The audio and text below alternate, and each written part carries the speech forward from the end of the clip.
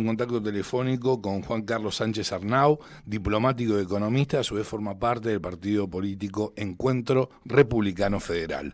Muy bienvenido, Juan Carlos, nuevamente aquí a la Cocina de las Noticias. Placer enorme recibirlo. No, por favor, el placer es mío. ¿Cómo es? Bien, muy bien, muy bien. Bueno, muy bien. A ver, en lo que tiene que ver con la economía de la República Argentina, con la política de la República Argentina, hacia donde nos está llevando este gobierno, un periodo infinito de decadencia. Que está atravesando la República Argentina. Bueno, en ese aspecto le puedo decir que no estoy para nada bien, como tantísimos otros argentinos. Ahora, la consulta es, ¿cómo salimos de este estadio? Bueno, a ver, nosotros acabamos de presentar las bases de un plan económico integral. Sí, exactamente. Es decir, esto tiene 15 puntos. Ponemos el énfasis principal en terminar con la inflación, en reformar la Carta del Banco Central para que no se siga emitiendo más y financiando el déficit fiscal con emisión monetaria, desdoblar el mercado cambiario.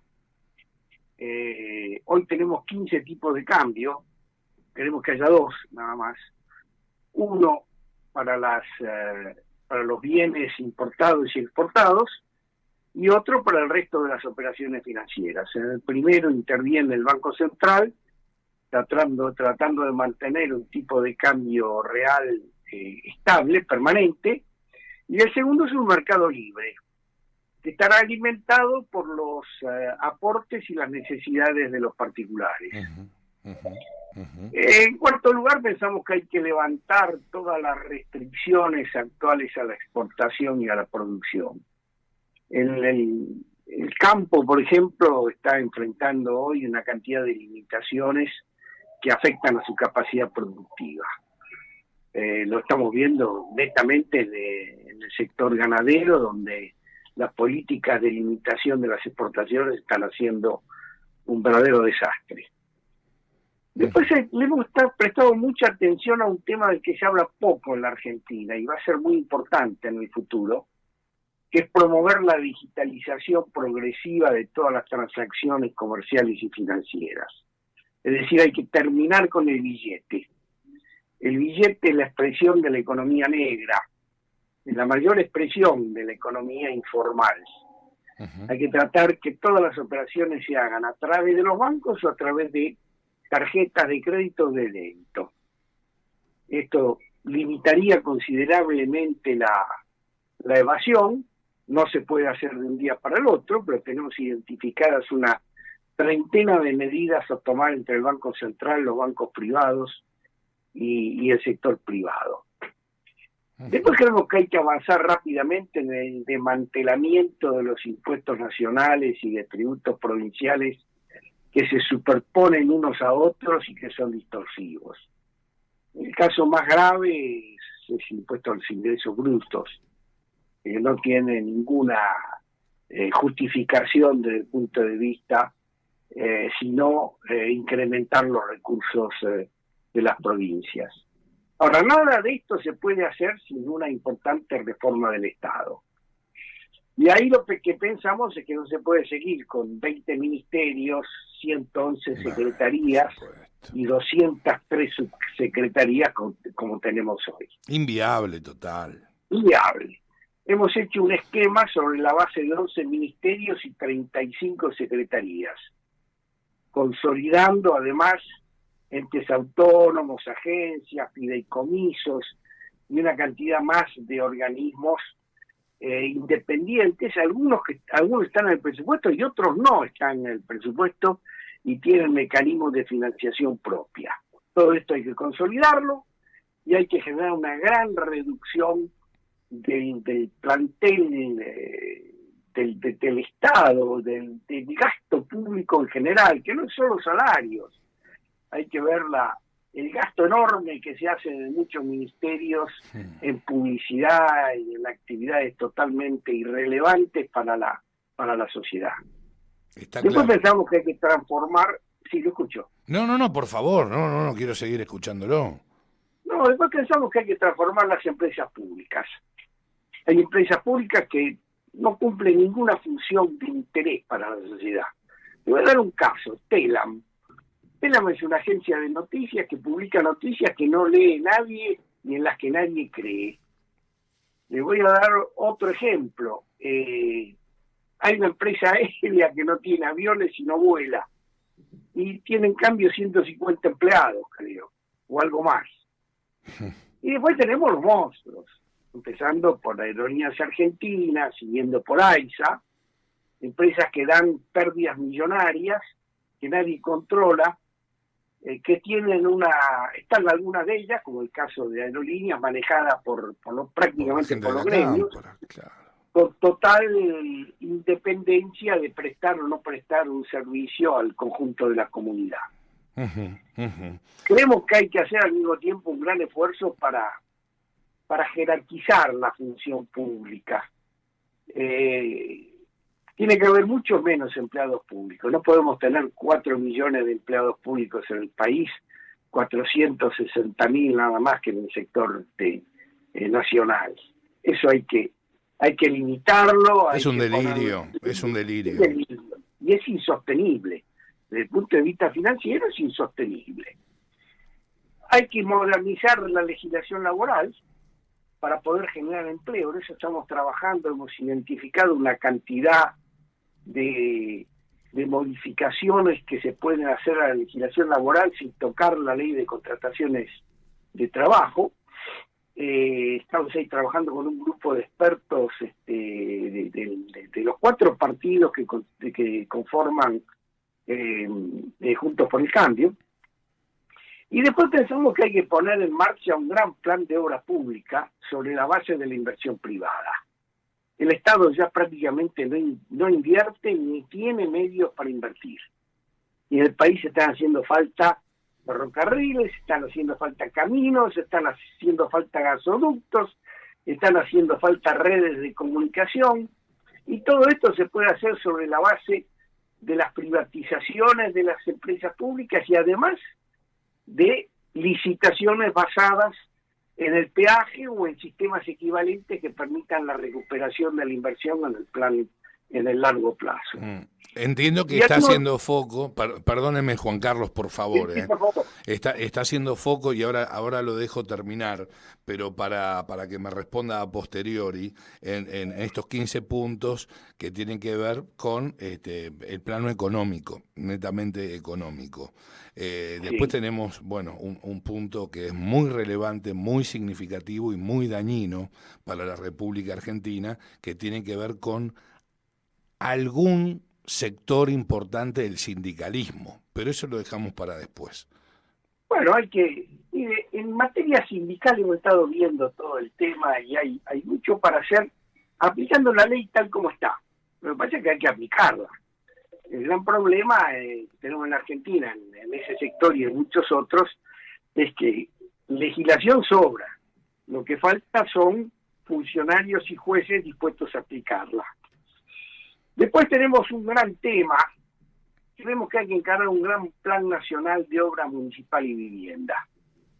En la Argentina, el Ministerio de Desarrollo Social ha identificado 5.624 o 25, no me acuerdo del número exacto, barrios populares, que carecen el 90% de cloaca, de acceso al agua potable, que están colgados del sistema eléctrico, o que viven con gente que vive en terrenos inhabitables o cerca de lugares donde las condiciones de vida son imposibles.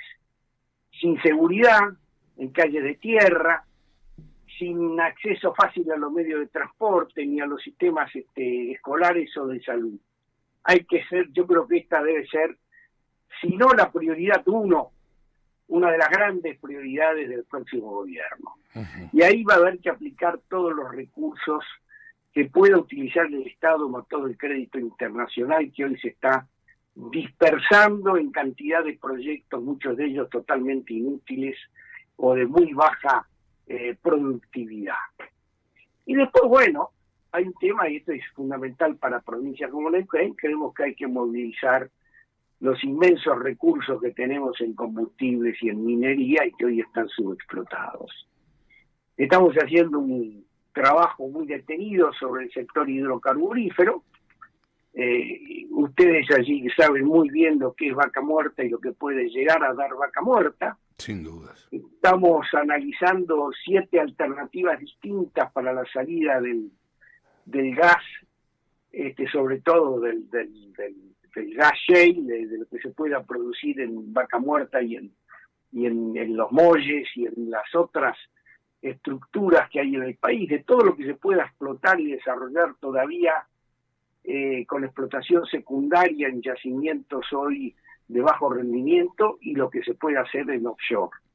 La Argentina tiene todavía un gran futuro en el sector combustibles, sí, y tiene un gran futuro en el sector minería. Si bien estamos desperdiciando una oportunidad única hace tiempo ya, digo, casi un año ya de la guerra en Rusia-Ucrania, ¿no es cierto? No, el 24 de febrero comenzó la invasión, claro. Así que ya estamos sobre el primer año. Exactamente. Los mercados nos dieron una oportunidad única. Muy importante. Hubiéramos estado preparados, lo habríamos podido aprovechar, pero hay que trabajar mucho, hay que trabajar con Chile, hay que trabajar con Brasil, hay que pensar mucho más en Asia y hay que pensar en Europa.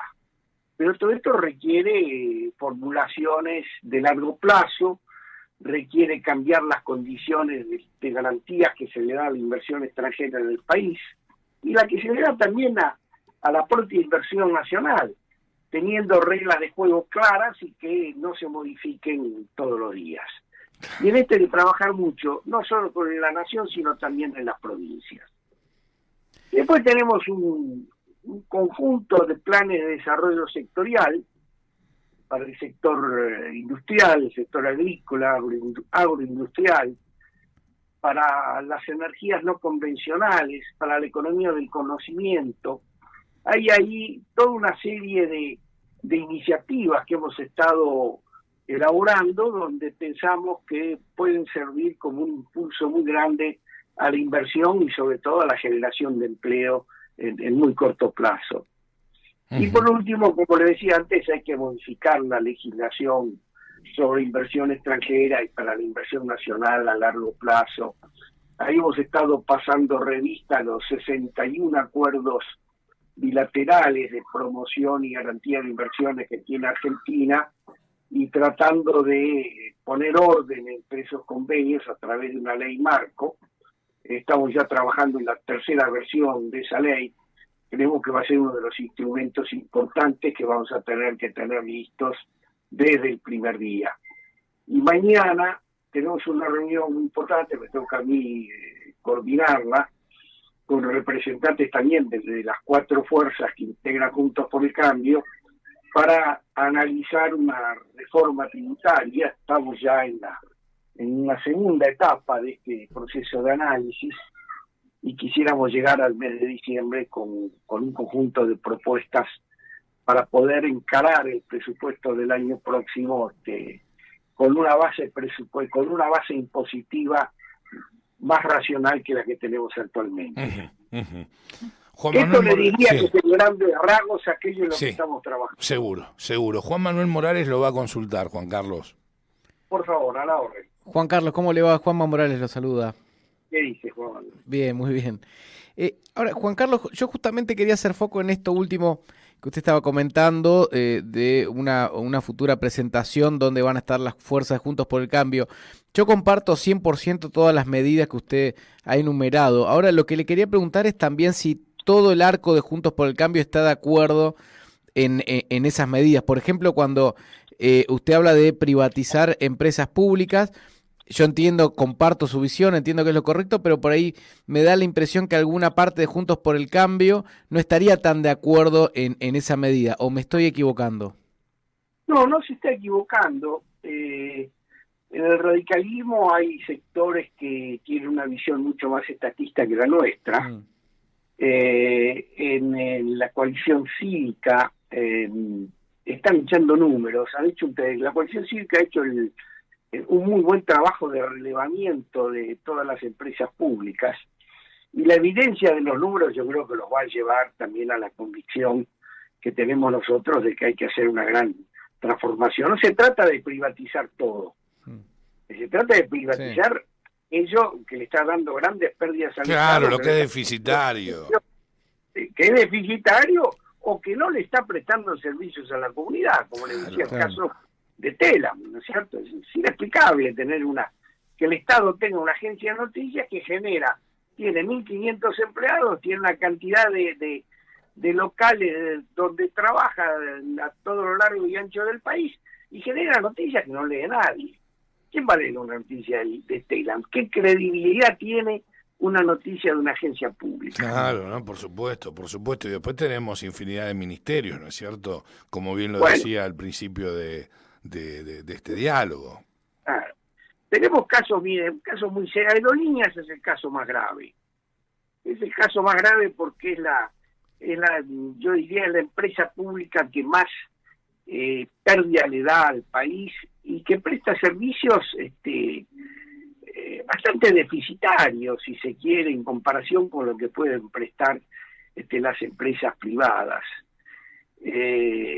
Han comprado 30 aviones, se equivocaron cuando compraron los Embraer, ahora están viendo cómo se sacan de encima parte de esa flota, aviones que costaron además probablemente $1 millón más de lo necesario cada uno de ellos. Es la empresa que más pilotos por hora voladas precisa, es una de las empresas que requiere una gran transformación. Cometieron otro error muy grande hace poco, que fue unificar Aerolíneas Argentinas con Austral. Austral debería ser una empresa, y fíjese usted, yo quizá la mantendría dentro del Estado, pero dedicada exclusivamente a los vuelos internos, y en particular promoviendo los vuelos a aquellas regiones del país que hoy están aisladas o semi-aisladas, y que precisan poder contar con algún servicio aéreo que no sea el avión del gobernador. Este es otro gran tema. Tenemos aviones de gobernación, creo que en los 24 distritos de la Argentina, y en algunos distritos con más de uno. Mi amigo el gobernador de Catamarca se compró el año pasado un avión que costó $9 millones y ahora no lo pueden volar porque tienen un solo piloto en la provincia. Cosas de este tipo. Hay que poner orden, en el orden nacional, pero también hay que poner orden en las provincias. Ahora, ese es lo escucho. No, Juan Carlos, yo quería, hace algunas semanas Juntos por el Cambio sacó un comunicado que tenía que ver con un poco la bomba de tiempo que genera la deuda en pesos y todas estas inconsistencias y desequilibrios que está generando el gobierno nacional. Algunos de afuera lo tildaron a este comunicado de irresponsable, de querer generar algún problema al gobierno actual en torno a la renovación de la deuda, etcétera. Yo creo que la intención que tuvo el comunicado es decir, bueno, guarda porque ustedes están tirando toda la tierra abajo de la alfombra y esto lo vamos a tener que arreglar nosotros, pero quiero escuchar su visión, si está de acuerdo con el comunicado y también cuál es su visión, su diagnóstico de la macroeconomía en torno también a esta cuestión que es la bomba de deuda en pesos, que cada vez se le hace más difícil al gobierno hacer el rollover, los plazos son más cortos y las tasas más altas. Bueno, mire, yo no quiero hablar mucho del comunicado porque nosotros no suscribimos el comunicado.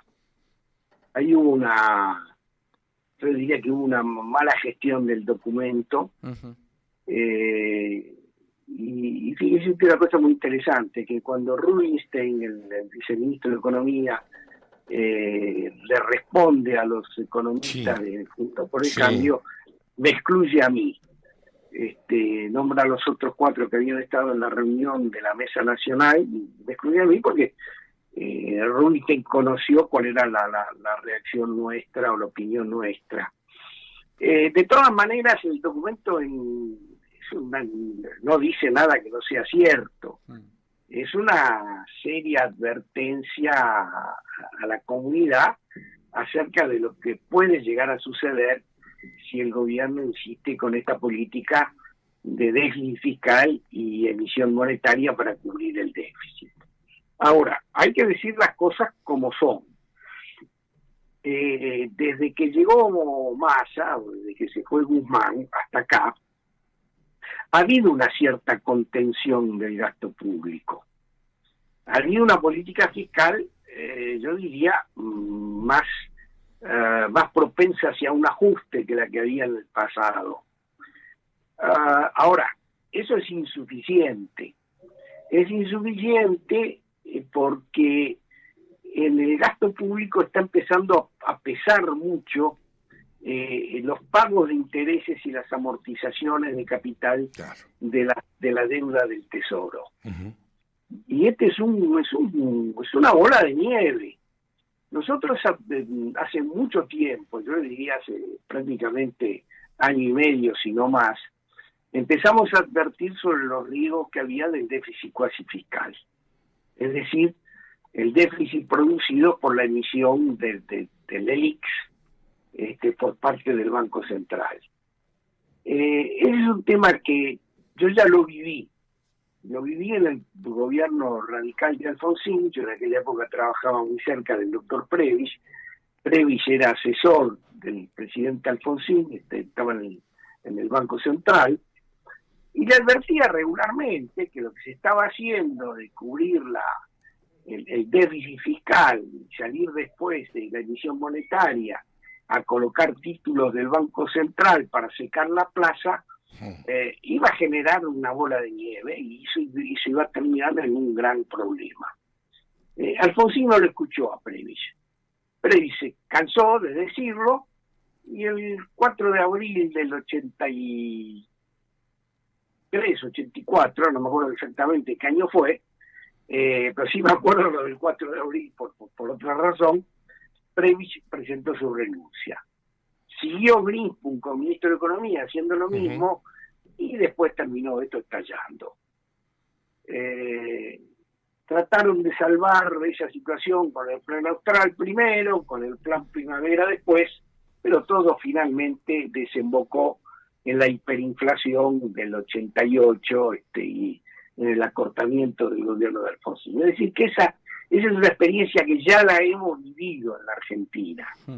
Y hoy las emisiones de notas y de letras del Banco Central ya suma 11 billones de pesos. Es una monstruosidad, porque además lleva una tasa de interés cercana al 100%, es decir, que usted está duplicando anualmente la deuda del Banco Central. ¿Y cómo se hace y cómo se resuelve ese problema? Empapelando los bancos con estos documentos. Pero los bancos están empapelados de notas del Banco Central. Y encima tienen que hacer frente a la demanda de la tesorería para la colocación de bonos del Tesoro. Es decir, que está el sistema financiero hoy funcionando al ritmo del déficit fiscal y de las necesidades fiscales del Tesoro Nacional y del Banco Central. La última, ¿cuánto va a llevar desarticular este desaguisado, esta problemática tan compleja que hoy por hoy tenemos, bueno, hace años ya en la República Argentina, en torno precisamente a lo que comentaba usted, esta bola de nieve? Es una luz, más que una luz en relación, bueno, a los papeles, en relación a los bonos, en relación a las LELIQs. Sí, y sobre todo en relación al déficit fiscal. Al déficit fiscal ni hablar, exactamente. Es que es la madre del borrego. Sinceramente, es muy difícil hablar de tiempos. Nosotros hemos estudiado el caso de Israel, el de Portugal, el de Perú, hemos estudiado, son todos casos muy distintos al argentino. Hay ideas que sí se pueden sacar de alguna de esas experiencias, en particular de la israelí y la de Portugal, pero son ideas aisladas que sí se pueden llegar a aplicar al caso argentino, pero que no constituyen una salida integral. Pero hay una condición sine qua non que tiene que ver con el consenso, ¿no es cierto, Juan Carlos? Bueno, que tiene que ver más que con el consenso, yo le diría con una mayoría parlamentaria lo suficientemente importante como para permitirle a un gobierno con voluntad y decisión política cambiar esta situación de cuajo desde el primer día. Juan Carlos, le agradecemos infinitamente este contacto, siempre un placer escucharlo y que nos acompañe. Al contrario, a sus órdenes. Fuerte abrazo, hasta siempre. Igual. Adiós. Juan Carlos Sánchez Arnau, pasada por la cocina de la noticia, diplomático y economista, forma parte de Juntos por el Cambio, más precisamente del Partido Encuentro Republicano.